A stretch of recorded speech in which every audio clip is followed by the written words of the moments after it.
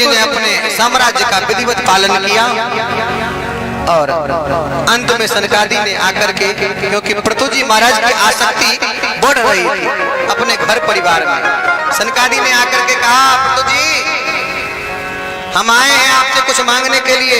कहो महाराज क्या चाहिए। अब के जैसे थोड़ी था कि हमारे अपने में कम पड़ रहा है तो हम आपको क्या देंगे। पहले के समय में ये था, साईं इतना दीजिए, प्रभु इतना दीजिए हमको, साईं इतना दीजिए, जाने कुटुंब समाए, मैं भी भूखा ना रहूं, साधु न भूखा। पहले ऐसा था, अब के जैसे थोड़ी था, उनका हिस्सा भी हमको ही चाहिए। पहले कोई घर में आ जाए तो अपना हिस्सा छोड़ करके, तब पहले अपना होगा तब दूसरे का होगा। महाराज पृथु से बोले हम कुछ मांगने आए हैं। मांगिए महाराज क्या चाहिए। अहो भाग्य हमारे, अहो भाग्य हमारे तो आप मेरे घर पधारे, मांगिए क्या चाहिए। सनकादि ने कहा सुनो, हम कोई सामान्य चीज नहीं मांग रहे हैं, हमको तुम्हारा पूरा राज्य चाहिए, दोगे। बोले महाराज इसमें मेरा क्या है, ये तो सब राज्य पाठ सब यहाँ का है, यही रह जाना। हमने दे दिया। ऐसे नहीं, संकल्प करके दो। संकल्प करके संपूर्ण राज को ही मांग लिया और जाने लगे जब सनकादि तो कहते हैं राजा पृथु से सुनो, आज से राजा तुम नहीं, राजा हम हैं इस राज्य के, और तुमको हम मंत्री बना रहे हैं, बनोगे मंत्री। ठीक है महाराज, मंत्री बन जाओ और खूब आनंद करो। जैसे अब विचार करो, कोई जमींदार हो और अपना सारा जमीन किसी को दिया हो कि सुनो तुम जमीन से उपजा तो खा सकते हो लेकिन जमीन बेच नहीं सकते, यही तो होता है। ऐसे ही देखो, तुम खूब आनंद करो इस राज्य से, लेकिन तुम्हारा नहीं है इस बात की सुधि मत करना कभी। ये तुम्हारा है, इस बात को सदैव ध्यान रखना कि तुम्हारा नहीं है, ये है किसी और का। बस तुम करता धरता हो तो जितना मन करे खाओ, खिलाओ, लुटाओ, लेकिन बस बेच नहीं सकते। भगवान ने भी हमको संसार में भेजा है, किस लिए जानते हैं, यही करने के लिए। जाओ देखो सब कुछ तुमको देते हैं, लेकिन वहां जाकर के फंस मत जाना कि हमारा है। कभी विचार करना चाहिए कि अब सोचो यहाँ से हमको अयोध्या जाना हो दरभंगा से, तो ट्रेन में रिजर्वेशन करवाते हैं। पहले तो जनरल से भी लोग चले जाते थे, अब तो व्यवस्था ही ऐसी बन गई है, करवाना ही पड़ेगा रिजर्वेशन, बिना रिजर्वेशन के जा ही नहीं सकते। तो सोचो हमने रिजर्वेशन करवाया एसी में, उसमें हमको तकिया भी मिला, कंबल भी मिला और सब मिला, बेडशीट भी मिला, और जाते समय हम सोचे कि हमने पैसा दिया तो उठा करके लेके चले जाए, तकिया कंबल सब। तो बाहरी पुलिस वाले खड़े, कहाँ पूछेंगे कि नहीं, कहाँ चले तकिया बिस्तर लेकर के, ये किराए से मिला था, ऐसे नहीं। ऐसा ही ये जीवन है, हमको सब कुछ किराए से मिला हुआ है। अच्छा महाराज, तो किराए का तो मूल्य लेता है, हम लोग कोई सामान किराए, अभी टेंट पंडाल सब किराए से लेते हैं, तो हम पैसा देते हैं, बदले में हमारा काम करता है। तो हम क्या बेच करके किराया चुकाएंगे इस शरीर का। तो कहते हैं कि हम श्वास बेच बेच करके चुका रहे हैं अपना किराया इस कमरे का, श्वास बेच बेच करके हम चुका रहे हैं किराया। इसलिए अच्छा सोचो, किराए से हम जो ट्रेन का रिजर्वेशन है उससे मुंह होता है, इस डिब्बा को काट करके अपने घर लेके चले जाए बीच से, ऐसा होता है कभी? कभी नहीं होता। क्यों? हम समझते हैं कि ये किराए से मिला है, हमारा तो है नहीं। यदि ले जाने की कोशिश करेंगे तो पकड़े जाएंगे, तो जेल में भी रहना पड़ेगा, जेल का खिचड़ी खाओ। तो हमें उससे मोह नहीं होता, आसक्ति नहीं होती। इसी तरह जीवन में सदैव पुत्र है, पौत्र है, सब ठीक है, लेकिन हमको किसी से आसक्ति न हो, ऐसा कार्य करना चाहिए। कई लोग मरने के करीब हैं, पुत्र का मुख देखने को तरस रहे हैं। अरे भगवान का मुख देखो, पुत्र का तो जीवन भर देखा ही है। और हमारे यहाँ तो कहा गया है, भगवान श्री कृष्ण गीता में कहते हैं, अर्जुन सुनो, अंते या मति सा गति ही, अंत की जो मति होती है जीव की वही गति हो जाती है।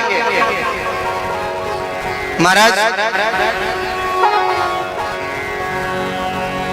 अंत की मति जो होती है गति वही हो जाती है। पृथु को बहुत उपदेश दिए हैं। पृथु ने सनकादिक से कहा, महाराज आप हम जैसे आपने हमसे कुछ मांगा तो अब हम भी आपसे मांगना चाहते हैं, मांगो क्या चाहिए।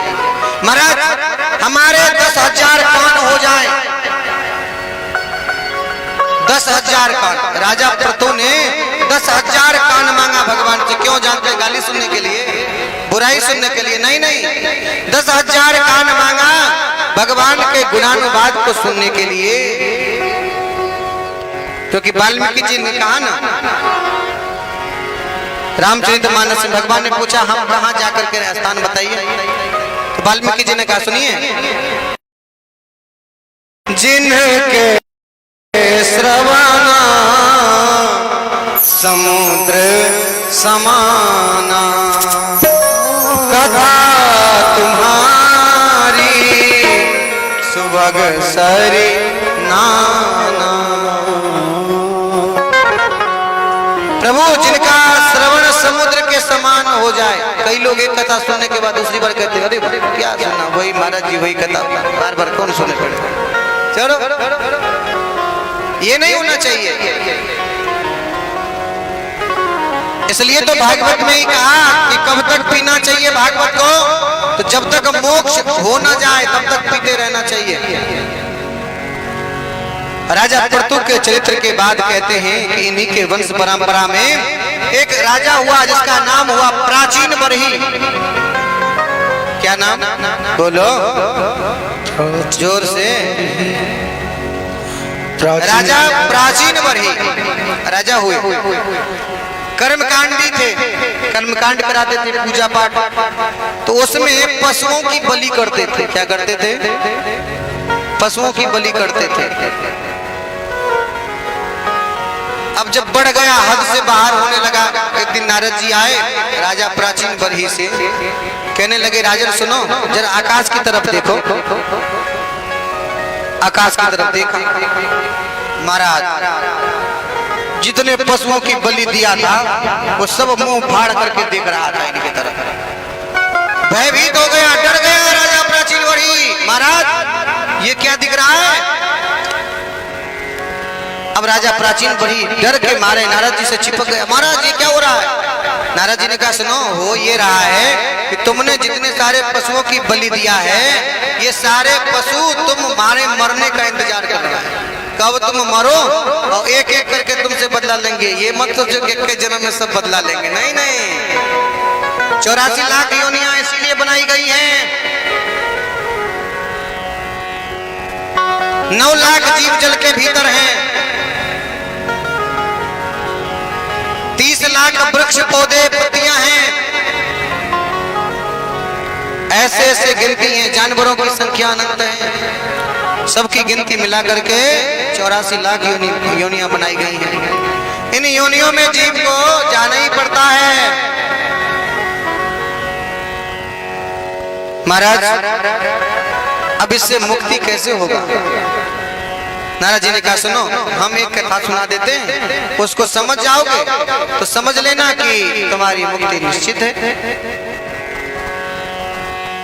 ठीक है नारद जी, समझने का प्रयास करूंगा। नारद जी ने कहा सुनो, 2 मित्र थे।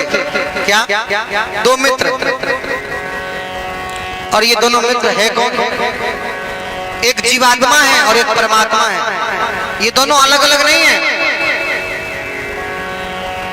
अद्वैतवादी इन दोनों को अलग अलग नहीं मानते, एक ही है। इसलिए तो तुलसीदास जी ने कहा ईश्वर अंश जीव अविनाशी।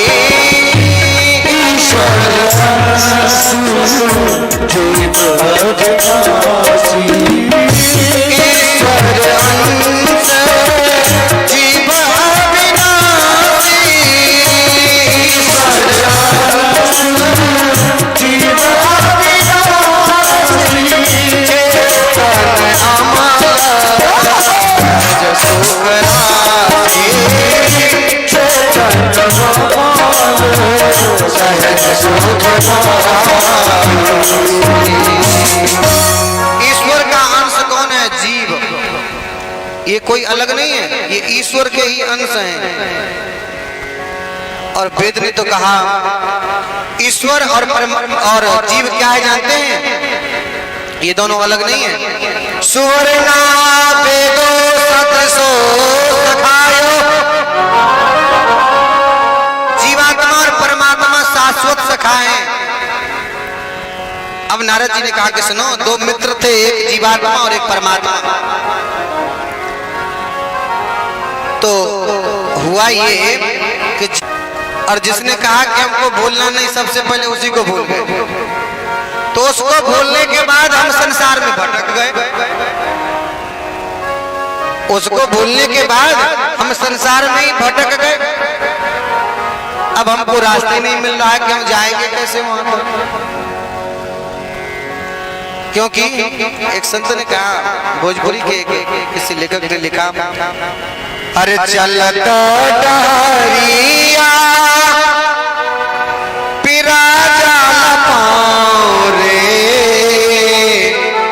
जुनियों से दूर बा बलमुआ के गाँव रे। दुनिया से दूर बा, दुनिया जानते हैं किसको कहते हैं? तारों को।